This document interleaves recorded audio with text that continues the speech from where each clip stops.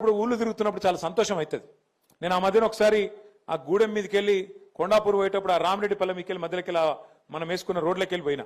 ఆ రోడ్డుకి వెళ్ళిపోతే ఎంత అందంగా అనిపించిందంటే మొత్తం చెట్లు, రెండు దిక్కుల చెట్లు బ్రహ్మాండంగా స్వాగతం పలుకుతూ ఆడికి ఈడికి అద్భుతంగా ఒక ఆర్చ్ లెక్క, ఒక కమాన్ లెక్క, రెండు చెట్లు కలిసి ఒక హరితహారం లెక్క బ్రహ్మాండంగా అట్లా చెట్లు పెట్టించిన ఘనత, 270 కోట్ల మొక్కలు పెట్టించిన ఘనత మన నాయకుడు కేసీఆర్ గారు.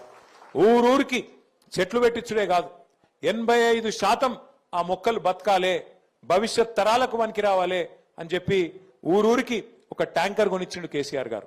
ట్యాంకర్తో నీళ్లు కొట్టాలి, చెట్లను బతికియాలి, లేకపోతే మీ పదవి పోతుందని చెప్పి ఒక సశలో ఆ చెట్ల కోసం, చెట్ల మీద ఉన్న ప్రేమతోని మనల్ని బెదిరించిండు, మీరు బతికియాలి లేకపోతే ఎట్లా అని చెప్పి.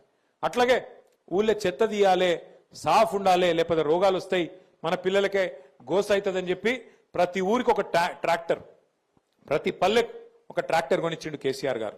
ఇవాళ ట్రాక్టర్ల డీజిల్ కూడా పోతలేరు కాంగ్రెస్ వాళ్ళు. వాస్తవం చెప్పాలంటే ట్రాక్టర్ల డీజిల్ లేవు, ట్యాంకర్ల నీళ్లు లేవు, ఆఖరికి బుగ్గలు ఖరాబ్ అయితే ఎల్ఈడి బుగ్గలు పెట్టినాం, బుగ్గలు మార్చేటోడు కూడా లేదు. అట్లాంటి పరిస్థితి ఇవాళ చెత్త తీసేటోడు లేడు, బుగ్గ మార్చేటోడు లేడు. అట్లా ఆగమాగం అయిపోయింది మళ్ళీ తెలంగాణ పల్లె పరిస్థితి ఈ 2 ఏళ్లలో కేసీఆర్ గారు లేకపోతే.